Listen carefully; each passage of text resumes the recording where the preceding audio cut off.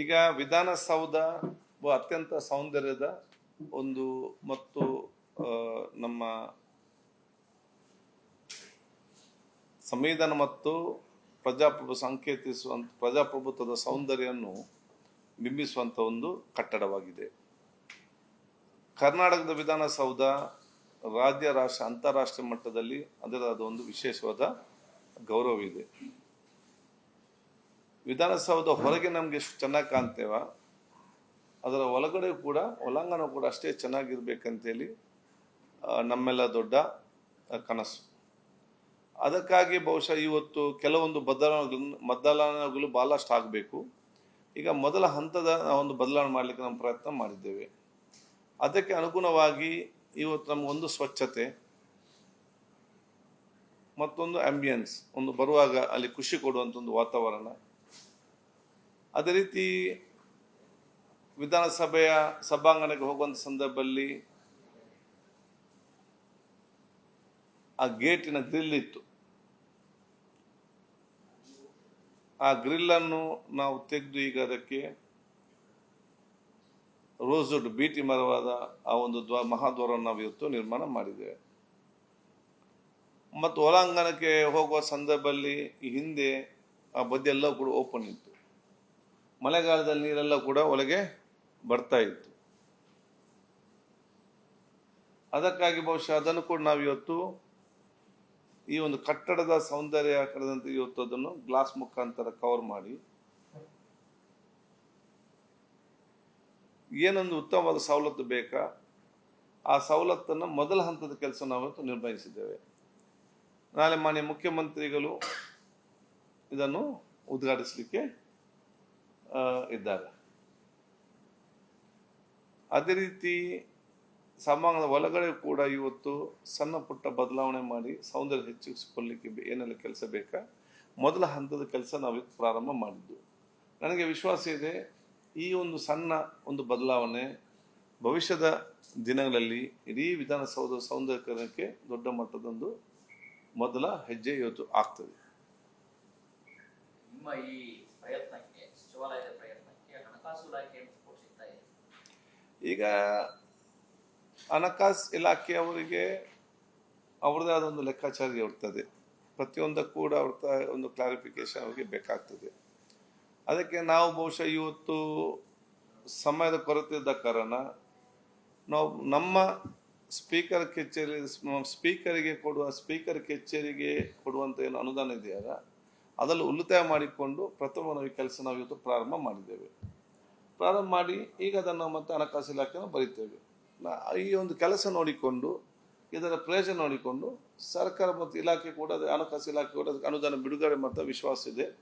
ಮಾನ್ಯ ಮುಖ್ಯಮಂತ್ರಿಗಳು ಮತ್ತು ಸರ್ಕಾರ ಇದಕ್ಕೆ ಸಂಪೂರ್ಣವಾದ ಸಹಕಾರ ಕೊಟ್ಟಿದ್ದಾರೆ. ಉತ್ತಮವಾದ ಕೆಲಸಗಳಿಗೆ ಸಂಪೂರ್ಣವಾದ ಸಹಕಾರ ತಕ್ಷಣ ಕೊಟ್ಟಿದ್ದಾರೆ.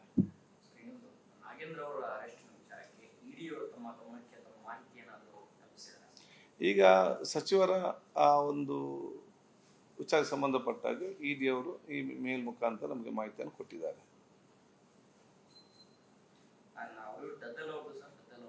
ನಮ್ಗೆ ಇನ್ನೂ ಕೂಡ ಬರಲಿಲ್ಲ. ಇವತ್ತು ಆದಿತ್ಯವಾರ, ಇವತ್ತು ಬಂದಿರಬಹುದು, ಅದು ನಾವು ನೋಡ್ತೇವೆ.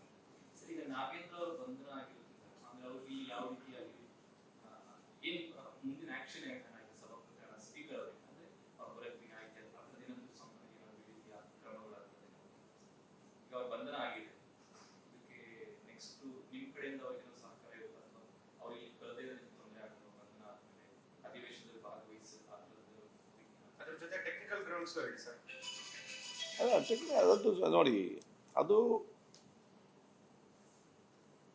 ಕಾನೂನು ನಿಯಮ ಅದಕ್ಕೆ ಅನುಗುಣ ನಡೆಯುವಂಥದ್ದು.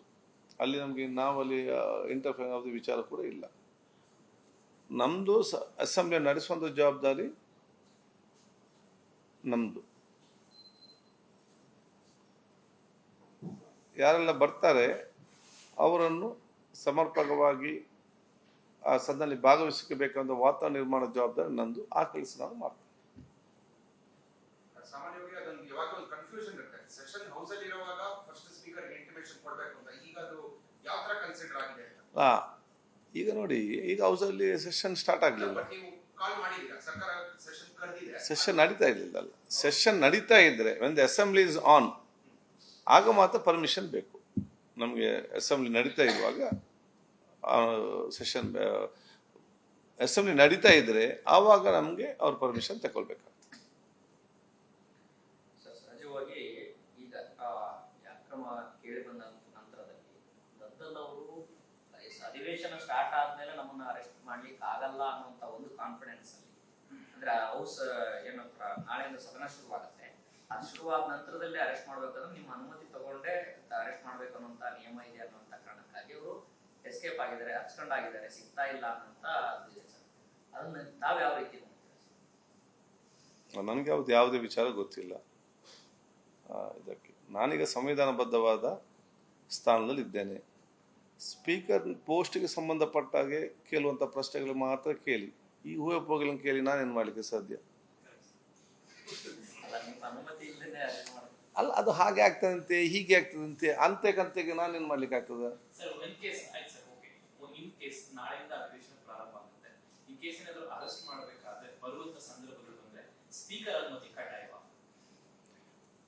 ಅಸೆಂಬ್ಲಿಯಲ್ಲಿ ಇರುವಾಗ, ಅಸೆಂಬ್ಲಿ ನಡೀತಾ ಇರುವಾಗ, ಅವರು ಅಸೆಂಬ್ಲಿ ಒಳಗಡೆ ಇದ್ದಂಥ ಸಂದರ್ಭದಲ್ಲಿ ಆಗ ಕಡ್ಡಾಯವಾಗಿರುತ್ತದೆ.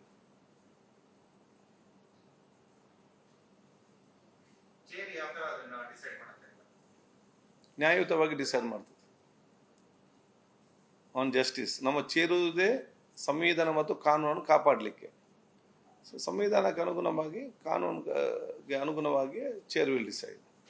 ಸರ್, ಇದೇ ವಿಷಯವಾಗಿ ಈಗ ಆಗಿರುವಂತ ಅರೆಸ್ಟ್ ಇದು ಮೇಜರ್ ಅಟ್ರಾಕ್ಷನ್ ತಗೊಳುತ್ತೆ. ಈಗ ನಡೆಯುವಂತ ಸೆಷನ್ಗಳಲ್ಲಿ ವಿರೋಧ ಪಕ್ಷ ಆಗಿರ್ಬೋದು ಮೇಜರ್ ಅಟ್ರಾಕ್ಷನ್ ಇರುತ್ತೆ. ಆದ್ರೆ ಎಲ್ಲೋ ಕೆಲವು ಸಮಸ್ಯೆಗಳನ್ನ ಬೇರೆಯವರು ಅಡ್ರೆಸ್ ಮಾಡಕ್ ಆಗದೆ ಇರೋದು ಒಂದಷ್ಟು ಕನ್ಸರ್ನ್ ಇರುತ್ತೆ. ಇದನ್ನ ಯಾವ ತರ ಹ್ಯಾಂಡಲ್ ಮಾಡ್ತೀರಾ? ಇದನ್ನು ಆಡಳಿತ ಪಕ್ಷ ಮತ್ತು ಪ್ರತಿಪಕ್ಷದವರು ಆಲೋಚನೆ ಮಾಡಬೇಕು.